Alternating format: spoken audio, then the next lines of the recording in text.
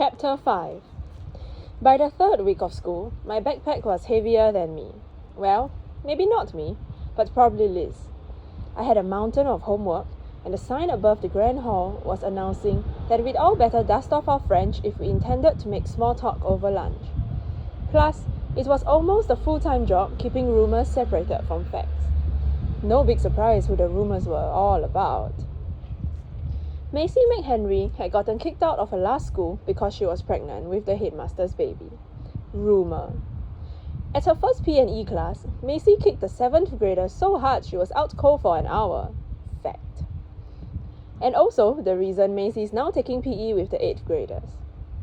Macy told a 7th grader that her glasses made her face look fat, a senior that her hair looks like a wig, which it is thanks to a very unfortunate plutonium incident, and Professor Buckingham that she really should try control top pantyhose.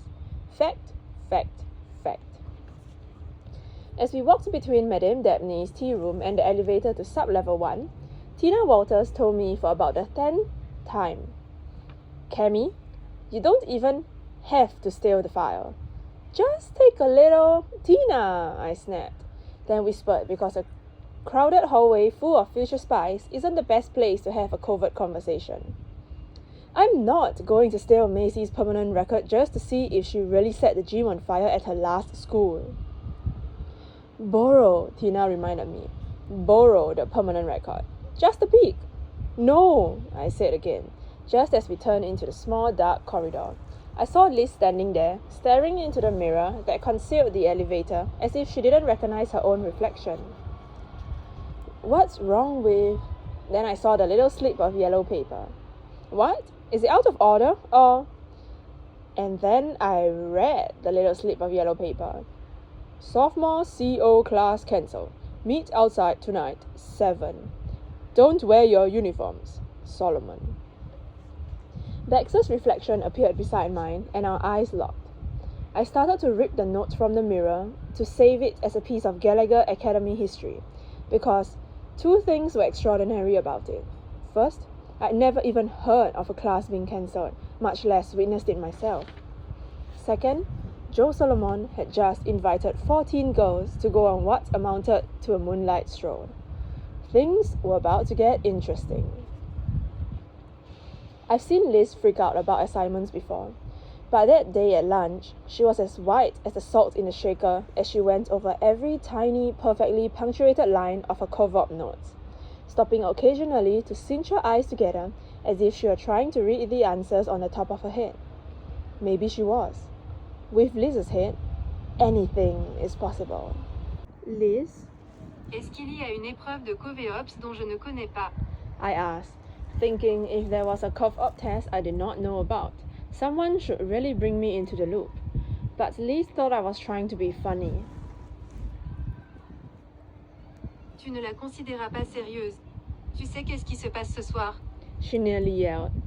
Of course I was taking it seriously, but Liz wasn't about to believe that. So I abandoned our French assignment and whispered, "No, Liz, I don't know what's going to happen tonight." "Exactement," she cried, leaning closer. "Anything in these books could be out there," she said, as if we were dropping into an actual war zone and not our own backyard. "Or it could be something." She looked around and then leaned closer. "Not in the books!" I seriously thought she might throw up, especially when Bax leaned over and said, "I bet we're going to bust up a drug cartel that's operating out of a nightclub." Because she saw that once happen on an episode of Elias. Liz gulped, and her knuckles went white as she gripped the flashcard. "It won't be anything like that, Liz," I whispered. But by this time, the entire sophomore class was staring. "Why?" Tina demanded. "What do you know? Did your mother tell you something?" "No," I said, wishing I hadn't gotten them started. "I don't know anything." "So, Solomon didn't ask your mother for 2 helicopters, 3 stun guns, and a dozen Brazilian passports?" But before I could respond to Tina's ridiculous question, the main doors opened and the 7th grade class came in, doing a lot of bonjouring, hello being one of the few phrases they knew, and the sophomore class forgot all about me and went back to doing what it had been doing for a week. watching Macy McHenry. She was the first person to ever combine black fingernail polish with a Peter Pan collared white blouse. That's not verified or anything, just a guess. And her diamond nose ring looked like a $20,000 zit. But, to an outsider, Macy McHenry might have seemed like one of us. She walked through the grand hall like she owned the place, as usual, picked up a plain green salad with no dressing, as usual, and walked to our table. Then she plopped down next to Bex and said, "The munchkins annoy," which was totally not usual. Up to that point, I mainly heard Macy say things like, "You're in my light," and "If you're gonna have plastic surgery, you might want to try my mother's guy in Palm Springs." Needless to say, Mr. Smith didn't write down the number. But there she was, sitting with us, talking with us, acting like one of us. Liz said, Je me demande pourquoi elle a décidé à parler à nous aujourd'hui. Comme c'est bizarre. but I didn't know why Macy was feeling so talkative either. Before I could respond, Macy turned to Liz and snapped, "I don't want to talk to you either, freak." I was just starting to process the fact that even cosmetic heiresses who get kicked out of a lot of private schools speak pretty good French, when Macy leaned closer to Liz, who leaned away. "Tell me," Macy said in the worst imitation southern accent I've ever heard, "how can someone who's supposed to be so smart sound so stupid?" Liz's pale face turned instantly red as tears came to the corners of her eyes. Before I knew what was happening, Bex had flown from her seat, pinned Maisie's right arm behind her back with one hand, and grabbed that diamond nose ring with the other so fast that I said a quick prayer of thanks that the British are on our side. Well, assuming we never revisit the Revolutionary War. "I know you're 3 years late, but let me give you a real quick important lesson," Beck said in English, probably because it's harder to sound scary in French. But the strangest thing was happening. Macy was smiling, almost laughing, and Bex totally didn't know what to do. The rest of the hall was going slowly quiet, as if someone somewhere was turning the volume down. By the time the teacher stopped talking, Bex still had a hold of Macy. I had leaned across the table to grab a hold of Bex, and Liz had a death grip on a flashcard that listed the top 5 places you should go to look for black market explosives in St. Petersburg. "Rebecca," said a male voice. I turned away from the tight-lipped smirk that was spreading across Macy's face to see Joe Solomon standing behind me, speaking across the table to Bex, who was slowly allowing blood to creep back into Macy's arm. "I understand you could get into trouble for that," he said. "It's true. Gallagher girls don't fight in the hallways. We don't slap and we don't shove. But mostly, we don't use the skills of the sisterhood against the sisters. Ever. It's a testament to how universally despised and viewed as an outsider Macy was that Bex wasn't immediately jumped from 10 directions. But Mr. Solomon was an outsider too. Maybe that's why he said, "If you're so eager to show off, you and your friends can take point tonight." He looked at Liz and me. "Good luck." It wasn't a cheery, break a leg, good luck, though. It was a, watch out or you have your legs broken, good luck. Liz went back to her flashcards, but Bex and I stared at each other across the table as our faces morphed from sheer terror to uncontrolled excitement. For Gallagher girls, leading a mission is no punishment. That's the gold freaking star! Only a little of the dread lingered in the back of my mind as I realized that we were about to play with live ammo. Maybe in both the literal and figurative senses of the word. Macy returned to her salad while Mr. Solomon added, Et n'oubliez pas, mesdemoiselles, ce soir vous êtes des civils, ressemblez-y. "Oh, yeah, just what I needed. Fashion advice from Joe Solomon himself." The grand hall went back to normal, but I doubt that any of the sophomores beside Maisie took another bite. As if we hadn't known it before, Joe Solomon had just reminded us that we'd soon be venturing out from behind our comfortable walls, operating on our own for the first time in our super spy lives. 4 years of training had all come down to this, and I, for one, didn't have a thing to wear. I'm not sure how it happened, but at some point between 1 p.m. and 6:45, the sophomore class from the Gallagher Academy for Exceptional Young Women morphed from a group of spies in training into a bunch of teenage girls. It was pretty scary. Liz spent her afternoon becoming the textbook version of what an undercover operative should look like, copying everything from the patent leather purse to the pillbox hat. It was a pretty old textbook. Then the hallway started reverberating with terrifying yells of, "Have you seen my black boots?" and "Does anyone have any hairspray?" I was seriously starting to worry about the fate of national security. In our suite, Bex looked awesome, as usual. Liz looked ridiculous, but try telling her that. And Macy was looking at an old Cosmo as if determining whether green is the new black was a matter of life or death.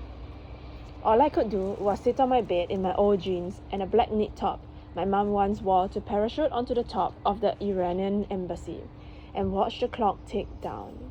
But when Tina came bursting into our room, "Which one?" she asked, holding a pair of black leather pants and short skirt in front of her. I was on the verge of saying, "Neither," when Ava Alvarez ran in. "Do these go? I don't know if these go." Ava held up a pair of high-heel boots that made my feet hurt just by looking at them. Ava, can you run in those?" I asked. But before Ava could answer, I heard someone say, "They're all the rage in Milan." I looked around. I counted heads. And then it dawned on me who was speaking. Macy stared at us over the top of her magazine and added, "If you want to know." Within minutes, half the sophomore class was in our little suite, and Macy was telling Tina, "You know, lip liner is supposed to go on the lips." And Tina was actually listening. I mean, this is the same girl who had single-handedly started the "Macy is Mr. Smith's illegitimate daughter" rumor. Little did we know she was one fashion emergency away from turning to the enemy. Courtney was borrowing earrings. Anna was trying on jackets. And if I wasn't sure if I would ever feel safe going into hostile territory with any of them ever again. "You know, Ava, what blends in Milan might stick out in Roseville." I tried, but she didn't care. "You know, guys, hiding in plain sight requires looking plain," I said, but Kimberly was wriggling out of a halter top and nearly knocked my head off with her failing arms. "You know, I really don't think he's taking us to the prom," I shouted, and Anna put Macy's gorgeous formal gown back into the closet. "I am the chameleon," I wanted to cry. "I'm the Cove Ops legacy." I'd been preparing for this night my entire life, doing drills with my dad, asking my mom to tell me stories, becoming the girl nobody sees. But now I was drifting deeper and deeper into the shadows until I was standing in the middle of my own room, watching my closest friends swarm around our gorgeous new guest, and I was completely invisible. "Lose the earrings," Macy said, pointing to Eva. "Tuck in the shirt," she told Anna. Then turned to Courtney Bauer and said, "What dye in your hair?" Courtney does have a tendency to overgel sometimes. Bex was sitting with Liz on her bed, and they both looked as amazed as I felt. "Hey!" I cried again, to no avail. So I called upon my super spy heritage, and seconds later, I was whistling loudly enough to make the cows come home. Literally, that's why Grandpa Morgan taught me how to do it. My classmates finally turned away from Macy, and I said, "It's time." A silence had fallen over the room, but then a longer, deeper quiet stretched out. We were through playing dress-up, and everyone knew it. "Hello, ladies!" The words were right, but the voice coming to us through the shadows was wrong in so many ways that I can't possibly describe it here. Really, it would be cruel to all the trees who would have to give their lives for me to explain what it was like to be expecting Joe Solomon and get Mr. Moskowitz. "Don't you all look very..." He was staring, mouth gaping, as if he'd never seen push-up bras or eyeliner before. "Nice," he finally said, then slapped his hands together. I guess to stop all the nervous shaking. But he still couldn't steady his voice as he said, "Well, very big night, very big, for," he hesitated, "all of us." Mr. Moskowitz pushed his glasses up the bridge of his nose and stared beyond the lighted driveway of the mansion. Even I didn't know exactly what lay in the dark abyss. Sure, there are woods and jogging trails and a lacrosse field that is handy during code reds and doubles as a great underground storage facility for the helicopters. But everyone knows the Gallagher Woods are a minefield. Maybe literally, and I started shaking in my sensible shoes. What if there are snipers, or attack dogs, or... But before I could finish that thought, I heard crunching gravel and squealing tires, and turned around to see an overnight express truck roaring towards us. Gee, what's the package emergency, I wondered. But when the driver's side door flew open and Mr. Solomon jumped out and yelled, "Get in!" I realized we were the package. Instantly, my mind flashed back to one of Liz's note cards. Covert Operation Rule Number 1. Don't hesitate. Mr. Moskowitz opened the cargo doors and I climbed inside, imagining that the truck was like our teachers. It had led a fascinating and dangerous life before it retired and came to us. But I didn't see a wall of monitors and headsets. None of the stuff the trucks have in movies, only crates and crates of packages. That's when the truck became even cooler, because I'm pretty sure Mr. Solomon had stolen it. "First rule," he warned as we settled inside. "Don't touch any of the packages." Then Mr. Solomon crawled in behind us, leaving Mr. Moskowitz outside, looking up at him like a water boy who'd been just asked to hold the star quarterback's helmet. "Harvey," Mr. Solomon said impatiently, but still soft enough that he sounded like a pretty nice guy. "Clock's ticking." He tossed Mr. Moskowitz the keys. "Oh!" This seemed to wake him up. "Yep, sure thing. I'll see you." He pointed towards all of us. "Out there!" "No, you won't, Harvey," Mr. Solomon said. "That's the idea."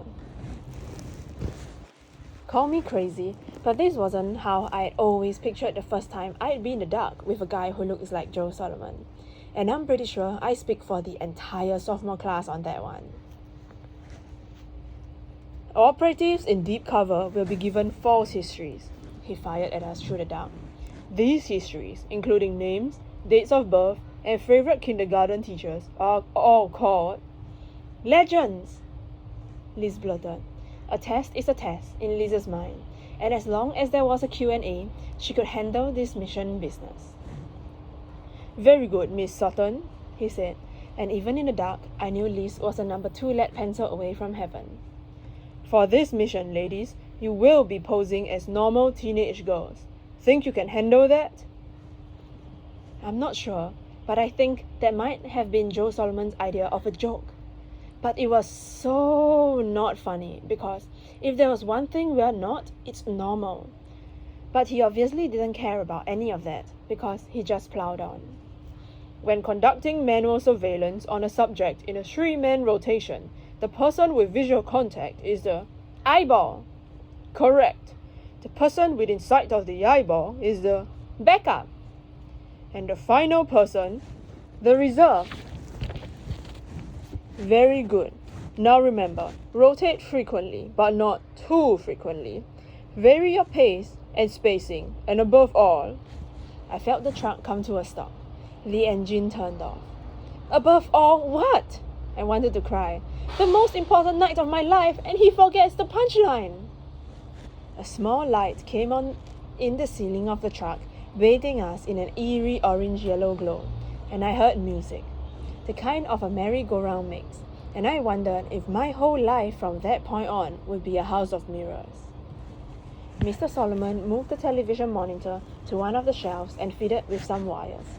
I was expecting a view of the world outside, or at least something from the WB. But instead, I saw what I've been seeing for years, the 14 faces of the sophomore class. "In the field, ladies, you can never expect to have things go as planned. I fully expect you to master the ability to improvise. For example, tonight's mission requires a vehicle not owned by the Gallagher Academy. So, he monitored around us. I made alternative arrangements. Yep, he definitely stole it. He passed earpieces to Bex, Liz, and me and said, "Basic comms unit. Don't be afraid to use them." Then he showed us a pair of tortoiseshell eyeglasses, an I Love Roseville button, and a necklace with a silver cross. There are cameras contained within these 3 items, which will allow us to follow and critique your progress. The cross swung from his forefinger, and on the screen, the image of my classmate swayed back and forth. These are for our benefit tonight, not yours. It's just a teaching exercise, ladies, but don't expect us to come to your rescue. Okay, I'll admit it. I was starting to feel a little freaked out at that point. But seriously, who can blame me? We were all feeling it. I could tell by the way Bex's lips twitched and Liz kept wringing her hands. Every girl in the back of that truck was on edge. And not just because we were up close and personal with Mr. Solomon either. Even though Liz, Bex and I were the only ones going outside, we were all more than Gallagher girls right then. We were operatives on a mission, and we knew there would come a day when way more grades would be riding on what we were about to learn. The carnival music suddenly got louder as the back door opened, and the first thing I saw was a bright orange cap as Mr. Moskowitz peeked in. They're closed, he said. Mr. Solomon plugged a wire into a speaker, and in the next second, I heard my mother's voice joining the carnival music. It's great weather for running. My blood went cold. Anyone but Mom, I prayed. Anyone but Mom. You know the phrase, be careful what you wish for? Oh yeah, I'm now a really big believer in that one, because no sooner had the words crossed my mind than Mr. Solomon turned to us and said, "There are 3 types of subjects who will always be the most difficult to survey." He ticked them off his fingers. People who are trained. People who suspect they may be followed. And people you know. He paused. Ladies, this is your lucky night. He pulled a black and white photo from the pocket of his jacket and held it up. The face was new to us, but a voice that came blaring through the speaker saying, "Yes, I should probably get back into the habit myself," was one we knew well. "Oh, bollocks!" Bex exclaimed, and Liz dropped her note cards. "Smith!" I cried. "You expect us to recon Professor Smith?" I couldn't believe it. Not only was it our first mission ever, but he honestly expected us to tail a man who had 30 years of experience and who had seen us every school day since 7th grade and who, worst of all, was the single most paranoid human being on the planet. Seriously, I mean, he's got the plastic surgery bills to prove it. A team of CIA All-Stars would probably get made within 20 minutes. 3 Gallagher girls didn't stand a chance. After all, once a guy's heard you give a report on the trade routes of Northern Africa, he's probably gonna wonder why you're sitting behind him on the merry-go-round. But he never leaves the grounds, I protested, finally finding my words. He would never enter an unsecured area on a whim. Ooh, good one, I thought, as I struggled to recall Liz's flashcards. This goes against the subject's pattern of behavior. But Mr. Solomon only smiled. He knew it was an impossible mission. That was why he'd given it to us. "Trust me, ladies," he said with somber respect. "No one knows Mr. Smith's patterns of behavior." He tossed a thick file folder towards us. "The one thing we do know is that tonight is the Roseville Town Carnival, and Mr. Smith, for good or bad, is a man who loves his funnel cakes." "Well, have fun." My mother's voice came blaring through the speakers. I imagined her waving at her colleague as he turned at the edge of town. I heard her breathing become deeper, almost felt her cross-trainers as they struck the dark pavement. "Your mission," Mr. Solomon said, "is to find out what he drinks with those funnel cakes." I've been waiting my whole life for my first mission, and it all came down to what? Carbonated beverages? "Subjects at the firehouse, wise guy," Mom whispered. "He's all yours." And then, just like that, my mother and her watchful eyes were gone. leaving us alone in the dark with Joe, wise guy, Solomon, and a mathematician in a bright orange cap. Mr. Solomon thrust the necklace towards me and said, "In or out?" I grabbed the cross, knowing I would need it.